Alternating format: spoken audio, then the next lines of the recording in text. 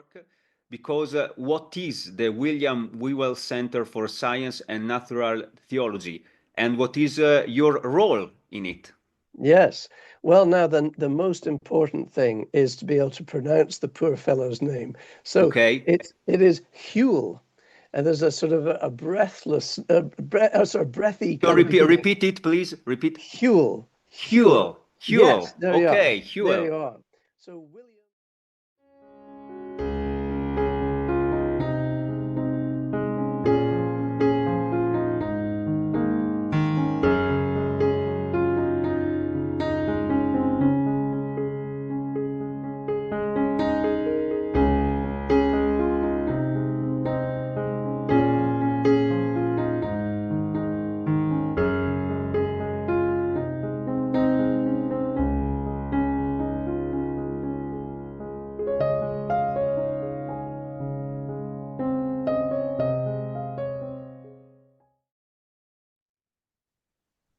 So, hi everyone, and I give my official bienvenue to Alistair Mckitterick, which is for the first time on my YouTube channel, Scuola di Filosofia di Fornace. Hi, Alistair.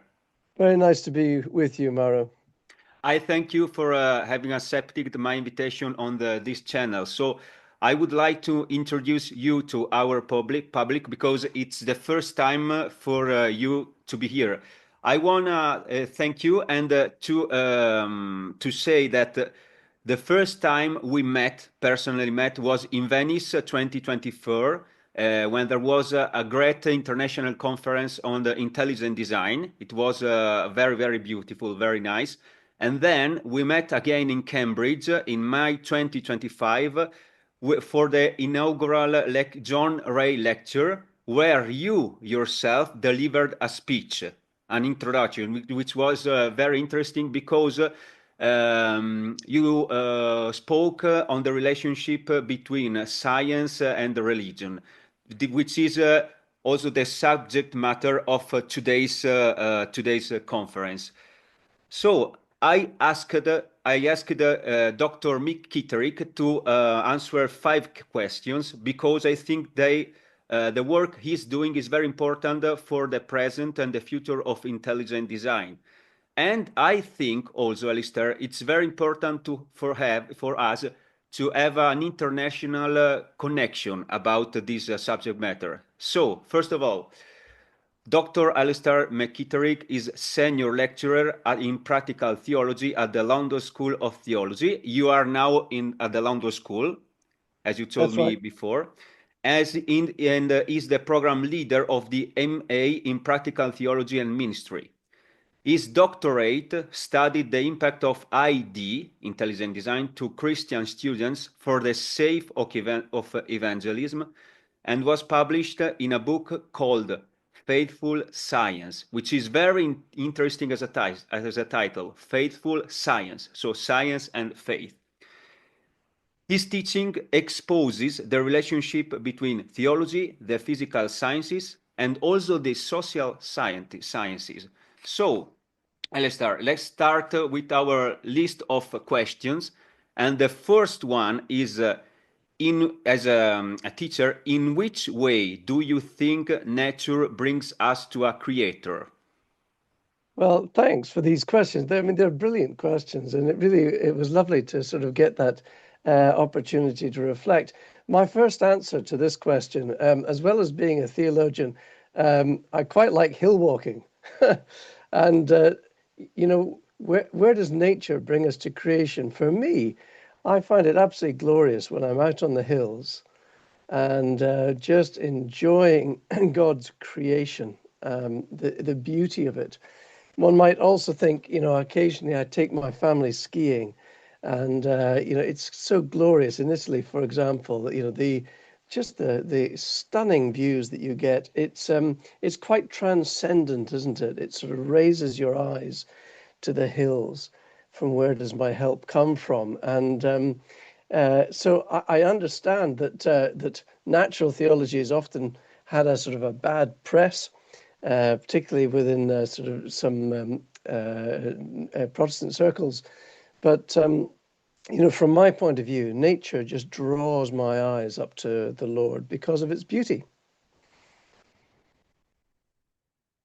So it's very interesting because you are telling us, and I do perfectly agree with you, that we can find God also in the simplest things of the world. For example, uh, for me, for example, it's when I look at the top of the mountains, because I like the mountains very, very much. So I and my wife used to go on the mountain to see beauty, to see the peak of the mountains. This is also a way for being nearer to God, so to Yes, say. So, and you agree because you talked about the hills. exactly so. So, I mean, there's there's something innately beautiful and pointing beyond. Nature sort of points beyond itself, doesn't it? And I do understand that for many theologians, one thinks about Karl Barth, there was a sort of great reluctance to allow nature or any natural theology to, or nature at all, to point beyond itself, as if um, there was a sort of great hesitancy to say there's no point of contact, there's no analogy between nature and God. There's nothing to see here, really, and that was the sort of the message. But I don't think that's right. And in fact, what's lovely is that Jesus himself gives a great paradigm for looking to the wild flowers Yeah. or looking to the birds. And what are we to do with that? We're to sort of reflect upon them and to draw out some principles from it. And in a similar way, so Paul points to, what does he point to? Three analogies: the soldier and the athlete and the hardworking farmer, and says, reflect on these things.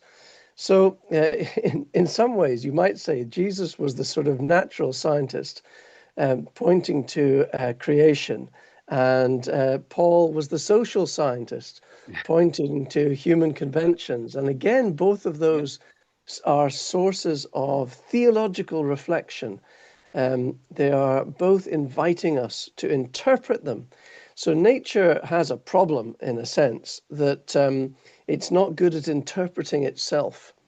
Mm. So it raises questions, it raises problems, and that's been the traditional direction of natural theology, of sort of creating the questions that theology is to answer. But I think theology and nature have a more reciprocal relationship between the two of them.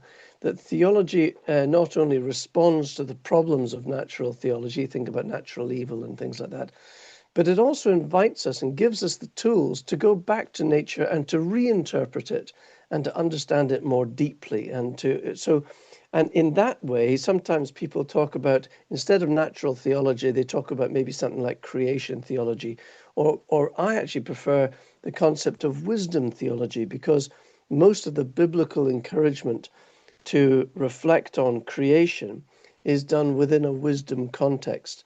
So a sort of biblical encouragement is to return back to nature with the eyes of faith and to see what wisdom is there that we can um, learn from, apply to our lives, and of course, most importantly, to glorify God through. Yeah, I agree. You quoted Saint Paul, and I also used to remember the quotation from the Epistle to the Romans 1:20, from the visible perfections of nature to the invisible perfection of the Creator. That's a sort of philosophical theological program for forever. I think it's a very manifesto for Christian or wisdom theology, as you said before. Just So one thing yeah, on that yeah, very point, though. yeah. Um, I have an unusual view of Romans 1. I used to teach Romans within my New Testament sort of Okay. responsibilities. There is increasingly a view that in Romans 1:18 to the end of the chapter, you are not necessarily getting Paul's view per se. Increasingly, there's a view that says Paul is using that particular passage to sort of to put forward an alternative perspective, which he then critiques in chapters 2 and 3. So apologists have traditionally put a lot of store on Romans 1:18 to the end of the chapter. And it is, I think, worth being somewhat cautious and securing our apologetics on other places within Scripture rather than simply that one passage, because I'm a bit concerned that as we continue to study Romans more and more, we'll see that Paul is doing something a little bit more rhetorical there. So, for instance, it is not a particularly Christological passage, that Christ is not at all at the center. It tends to reflect something of a Jewish and a Stoic perspective, talking about the natures of things. So it's not Paul's natural language, and it's not terribly Christological. So it may be better to try and secure our natural theology from other passages. Okay. So I have the second question. I don't know if you already answered it, but anyway, I'll submit it to you. So, what is the role of the natural sciences in this sense? Well, I think Talking about also modernity, contemporary science, and society. Sure. Well, I think primarily it's descriptive. That's the best thing that science does, is to help us understand and to see what is the case, what is there. And so, with the tools of science, think about microscopes and telescopes and X-ray machines and MRI scanners. Suddenly, we're now able to see what is there so much more profoundly. And in that sense, we are able to follow Johannes Kepler in his encouragement to think God's thoughts after him, to understand the beauty and the intricacy and the complexity of creation.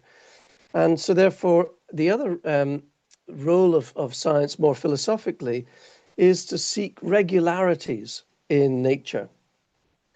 Famously, or at least attributed to C.S. Lewis, is the notion that human beings, like scientists, sought law in nature because they believed in the divine legislator. So it's because we understand God to be reliable and consistent that we look for patterns in nature and laws in nature. So thinking God's thoughts after him, understanding at a deep level, at a descriptive level, what's going on, and finding those patterns of regularity that help us to get a better control over the world. Those are all very good things. I think the role of natural science as well, or at least the role of the natural scientist, is to see themselves as having a calling, a vocation. And it's to take part in a sort of generationally long program of discovery. And their own contribution may not amount to very much, but they are just contributing in their incremental way to the greater project of human discovery and exploration. A little bit like building a cathedral. Building a cathedral takes a century or two. And it may well be that your contribution, your 10, 20, 30-year contribution, may just be on one wing, and it may not complete it, but it's been important. So I think that that's a sort of a view that I picked up from Steve Fuller, and his insight of the sort of the bigger project of science, and of course it is to be a blessing to humanity. You think about the many discoveries or ways in which it's given us control. I mean, fundamental things like electricity. How are we communicating here? It's extraordinary, isn't it? And the medical advancements. But the one thing that, as I said earlier, the natural sciences are not very good at is interpreting themselves or regulating themselves. And for that, they really need to appeal to a theological concept. One thinks of the ethics committees that scientists have to appeal to. Well, ethics committees are not part of natural science. Science itself doesn't come up with ethics. And so therefore, you can see that there's an intricate need for science not to be seen as a thing in itself. It desperately needs the other disciplines, in particular moral theology, rather than just an ethics committee. Thank you. So it's very nice this the proposition you gave us, science as a vocation. Science as a vocation, which means everything. And you told us also as a ethical vocation, theological vocation. So we absolutely don't need to see science and religion as opposite things. They are not the same thing, but they can coexist in harmony. That's the point. That's the point. Yes, they need each other. They They need need. each other. So it's not science or religion, it's science and religion. This is There we are. the right word. Okay. So another question. What is, in your opinion, if you can give us some example, any example you want, the best mark of God in nature? You can take examples from cosmology, biology, wherever you want. Well, I was thinking about my own experience when I was younger of the first sort of confrontation I had with the way in which nature points beyond itself. And it wasn't actually hill walking. It was when I was a young man. I was traveling in Africa, and I had bought myself a a mask and some snorkeling equipment. Okay. And I went snorkeling off the coast of Kenya somewhere. And I just had this extraordinary experience. I mean, I don't take drugs. I've never taken drugs, but I imagine that's what it must be like to have this kind of to be confronted by all these images and sort of weird shapes, the fish, the colors, the beauty. They were riotous, and this kind of extraordinary beauty in the seas off Kenya hit me like a train. Um, this is surreal. It is transcendent, and so I think one of the main pointers, the best marks of God in nature, is this aesthetic sense, this beauty. It's unexpected.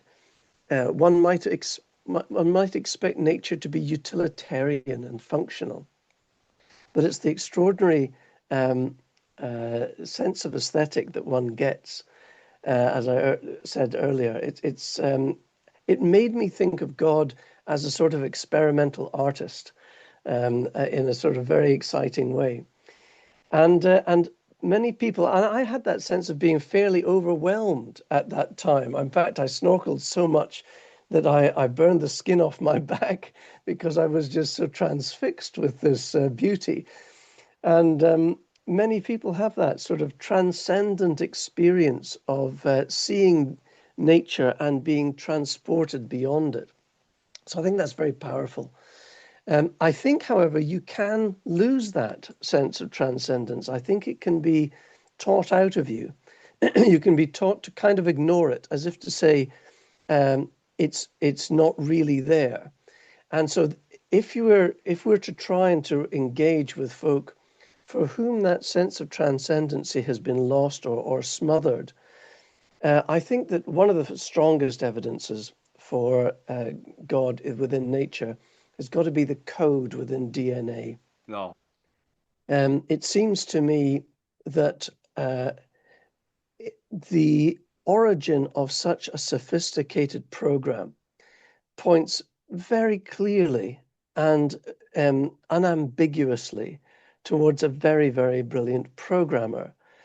Gone are the days when scientists could either expect that such a code came out naturally from the physics of amino acids or of nucleic acids. Gone are the days when you could expect a chaos and chance and time to be a sufficient explanation for the kind of sophisticated code that we have. And so people are increasingly realizing that this is an insurmountable problem for an atheist perspective. and an overwhelmingly compelling argument for a theist perspective.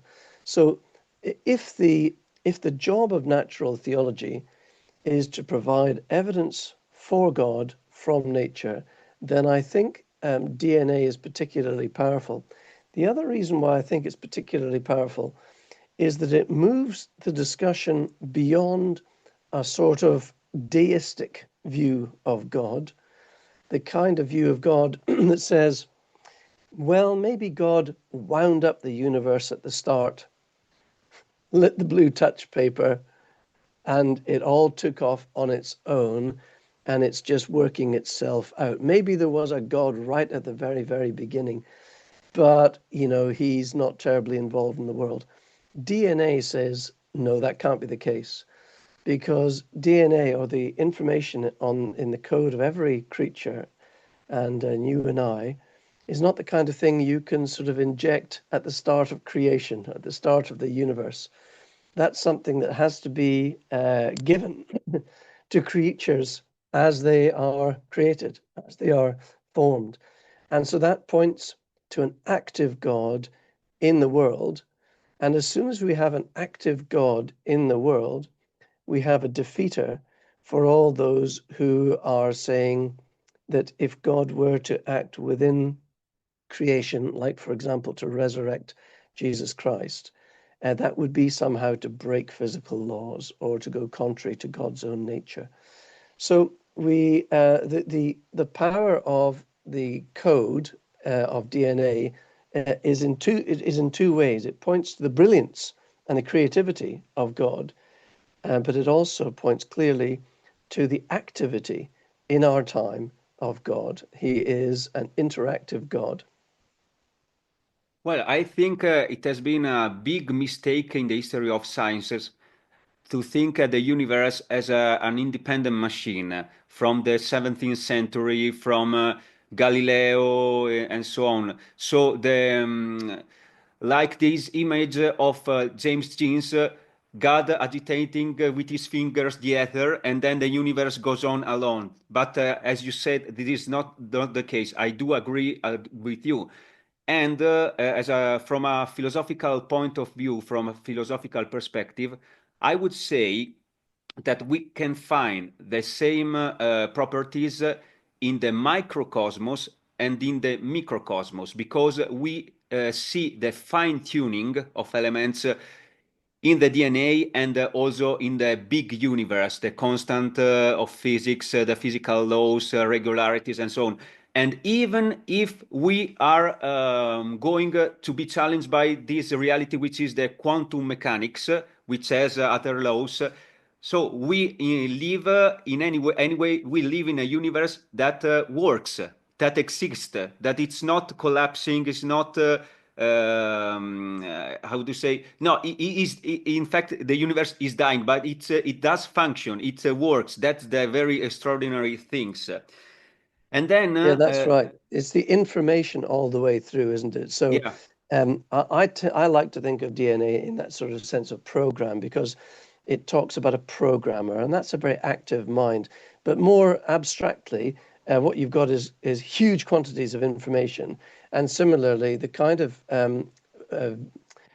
concepts of what a quantum universe would look like, or the initiative starting up for a quantum theory universe, still requires lots of information yeah, to set up the initial conditions. yeah. So it's information all the way through. That's the point. That's exactly the point. So these theories about chaos, casuality, chance cannot exclude the God, because chance could have been directed by God himself. That's the point. So chance is not a real chance, so to say. Well, I don't know. It's interesting. I'm slightly open to the idea of chance, because Okay. um, uh, the materialist view is that there are only two causations. One is law and one is chance. Mm-hmm. And the intelligent design argument is essentially, no, there's a third one, there's design. And now there are some natural theologians who want to collapse the distinction between either law and design, or collapse the distinction between chance and design and to make the two the same thing. So one way of doing that is by saying all quantum collapses, all sort of outcomes of quantum positions, they are in fact microly determined by God, and that's where we should see design. The benefit to the theologians doing this, however, is I think hard won or not worth winning, because what they are essentially wanting is to find an explanation for how God created, but leaving no physical evidence, leaving no way in which there could be a sort of a proof for those who don't believe that God acted through quantum. So if you were an atheist and you were told, you know, all those quantum collapses, well, actually, that was God. The atheist will say, well, if that makes you feel better, then fine. But there's no reason for me to believe that. Whereas I think that the evidence for information in the cell, that is very positive evidence. It's not something that you can explain away through chaos or through law. It really does require this third causal explanation. So I'm slightly anxious. I'm concerned when we try to collapse the third causal source of design into either chance or law. Thank you. So, some minutes ago, you talked about beauty to the beauty you saw in fishes in Kenya and so on. I always remember this proposition of Darwin, who, looking at the eyes of the human eyes and some other characteristics of living beings, life forms, and so on, once said in his, I think, diaries, this idea, talking about God, always attracts me with overwhelming force. And this is Darwin speaking. So it is not possible, looking at the beauty of the universe of nature, to put away the idea of God.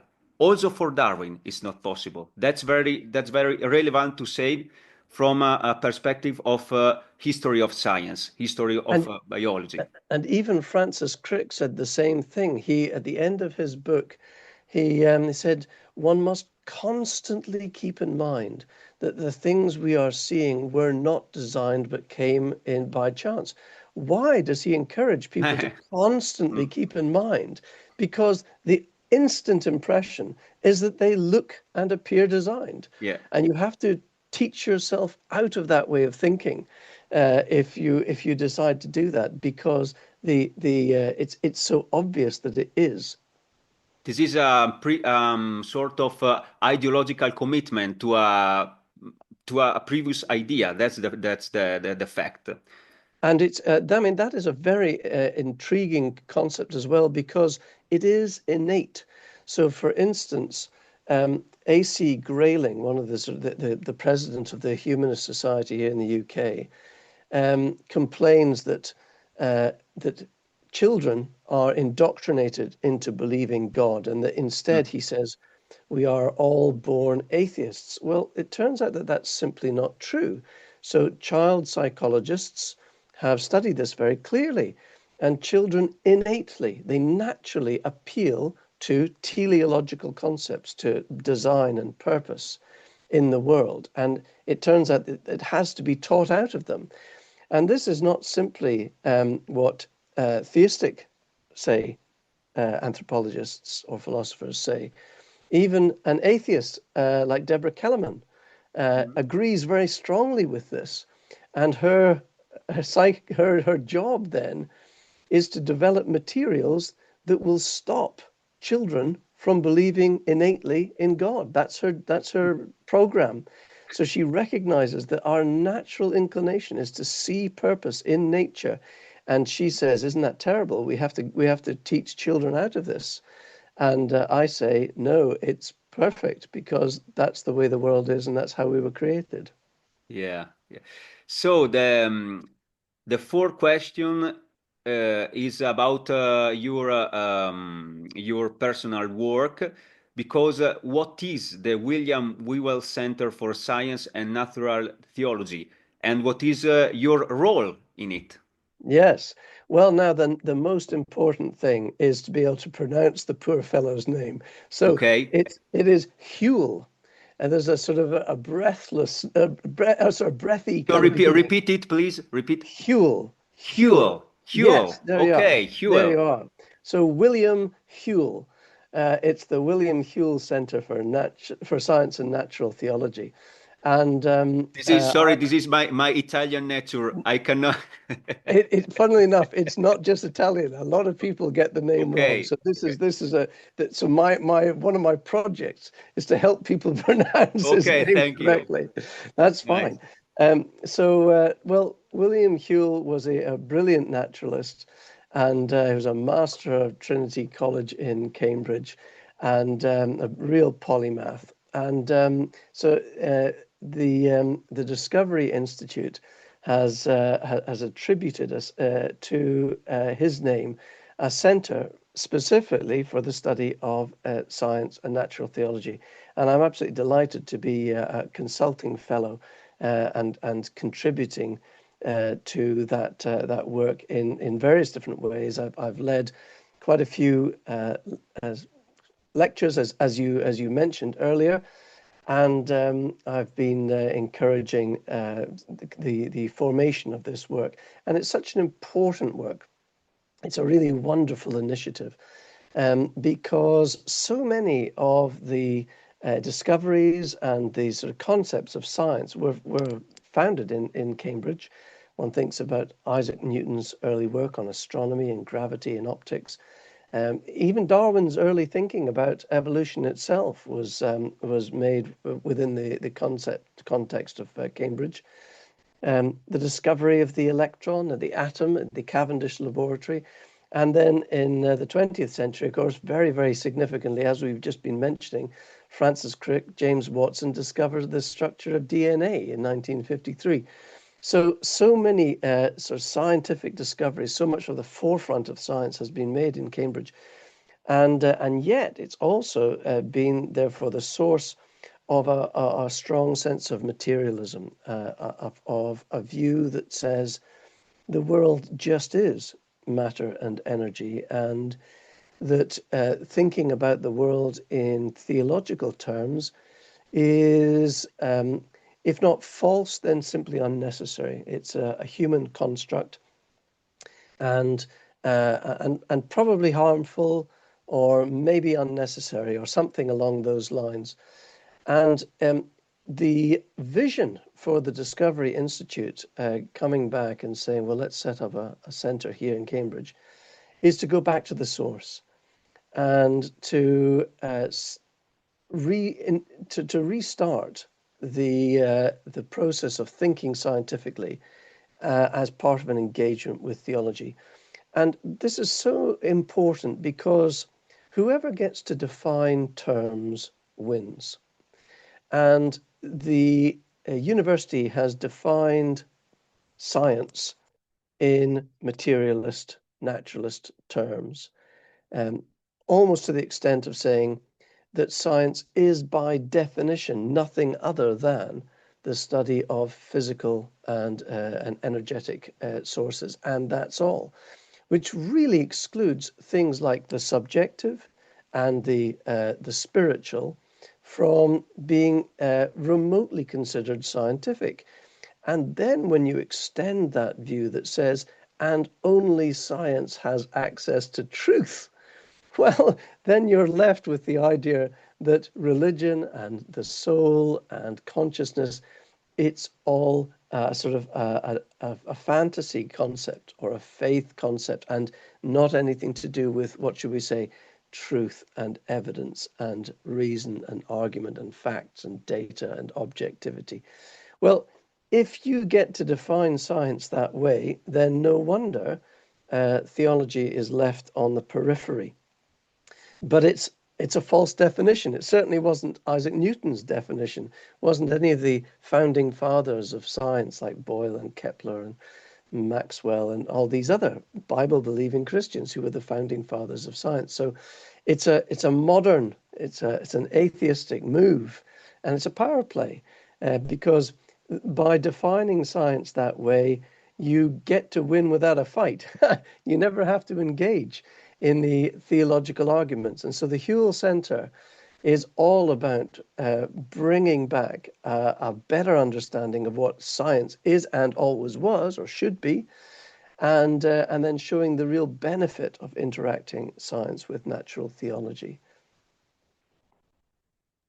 Well, I think that one of the best definition of science, which cannot leave theology outside, is the classical one in Saint Thomas of Aquin, or how do you say in English? St. Thomas Aquinas. Aquinas, you say Aquinas, okay. Cognitio certa rerum per causas, which is in English a sure knowledge of things through their causes. So I know a thing which is not necessarily a material, a physical thing, when I know its causes. So in this sense, you can have also a scientific theology, because as you said before, science does not regard only the physical aspect of reality. This is the misunderstanding of modern science. That's the point. But for Newton was not so. But also for Galileo. Galileo, the father of modern science, together with Newton, had another idea, because in his books, Galileo himself talks about God. He defines himself as a religious man and so on. So I do agree with it. Is very important to define the term, because from definitions you can understand one's commitment, one's a prioristic commitment. Very much so. Although the definition of science that says sure and certain knowledge about nature from its causes, the association of that definition is that science only says sure and certain things about which we absolutely know. Well, the big problem with that is science gets it wrong all the time. Yeah. Now, so are we then left with a sort of a hopelessness that says, well, we can never know anything? And then, funnily enough, it was, and this I get a lot from Professor Steve Fuller from Warwick University, his chairs in epistemology of science. And he says, actually, the Christian church gave to science a brilliant insight, namely that human beings are fallen. We do get things wrong, but that nonetheless we can still know things. And so therefore, if not the definition, but certainly the practice of science had then to include the possibility of not saying things surely, Okay. but at saying things the best that we know at the moment with an openness to having them corrected in the future. And that therefore shifted the definition of science from being sure and certain statements more to this is a reliable methodology that we can use. That means we can zone in, circle in on truth with greater and greater accuracy, with the openness that actually our whole framework from time to time might need to be changed. We see this obviously from the sort of Newtonian view of physics to the Einsteinian view of relativity. So we recognize that there had to be, in Thomas Kuhn's language, a paradigm shift, but that whole process was still a scientific process, because science was recognized that our statements were never necessarily absolutely true. So next question. Sorry. It's very similar to the previous one. What is and what could be in the future the role of John Ray lecturers? If you can say some words about it. Yes, well, John Ray also, for a brief time anyway, a Cambridge scientist, or he predated. It was William Whewell who actually came up with the term scientist, so what we'd say is a naturalist. But his very, very careful study of, in his case, botany and animals, his work that inspired Carl Linnaeus to develop his Linnaean system. So it's named after this careful, theologically minded Christian naturalist. And so the John Ray lectures showcase the importance of design thinking in science, and they're to some extent a development of the Boyle lectures in their original form.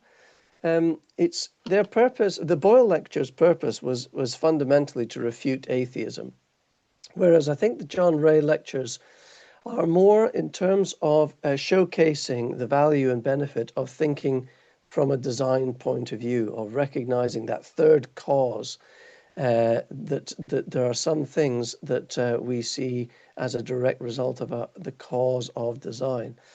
There's no attempt, therefore, in the John Ray lectures to provide the full gospel. And one of the criticisms of the Boyle lecture was that they weren't presenting the gospel. Well, the John Ray lectures are not designed, as it were, to be a sermon. They are instead showcasing how science glorifies God, and the importance of teleology, of purpose and design thinking for science. And we had the very wonderful Steinar Torvaldsson from the Arctic University in May this year kicking us off. And in this coming November, we have Professor Stuart Burgess, who is going to give the next John Ray lecture, and I'm very, very excited about that. Wow, thank you.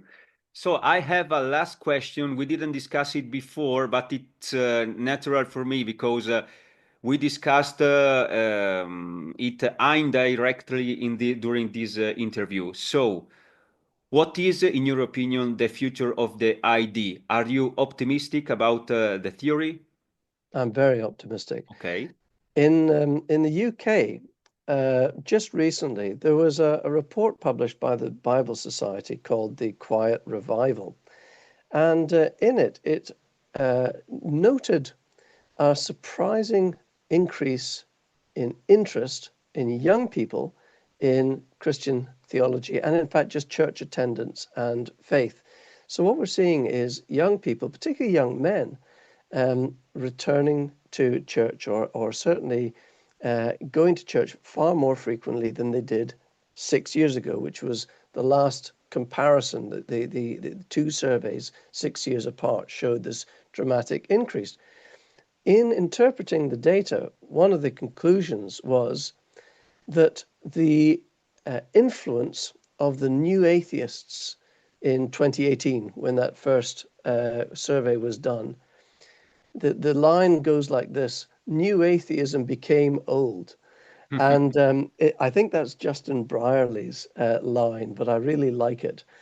And so increasingly, people are finding two things out about the new atheism. First of all, that it's not based on very good science, that the science itself is inadequate, that the evidence points more towards theism, and that's largely down to the kind of arguments that intelligent design have been making. One thinks about the tremendous impact that Steve Meyer has made in reaching young people. The fact that he was on the Joe Rogan podcast, the fact that he's on Piers Morgan's TV show, and so many other places, that's having a real impact, particularly on a younger generation that spends quite a lot of time on YouTube. But the other thing that young people are showing is that even if the new atheists were right, what do they have to offer? The answer is pitiless indifference and hopelessness, a sort of nihilism, a happy nihilism at best, and an unhappy one at worst. So therefore, the new atheism program is running out of steam because young people, for all these reasons, are just saying, why on earth would I want to believe that? And so the alternative view that provides them not just with a sort of a faith that's seen by society as a crutch, something to give you a support because you're not very strong. No, if intelligent design demonstrates that faith in God, and in particular, the faith in the Lord Jesus Christ, is a very strong faith based on fantastically good scientific evidence. And in fact, it's a faith that can outcompete, to use those kind of Darwinian concepts, outcompete the opposition. So I think that intelligent design is a very strong foundation for an apologetic that reaches young people and helps them to see the inadequacy of their former atheist worldview and the supremacy of putting their faith in Jesus.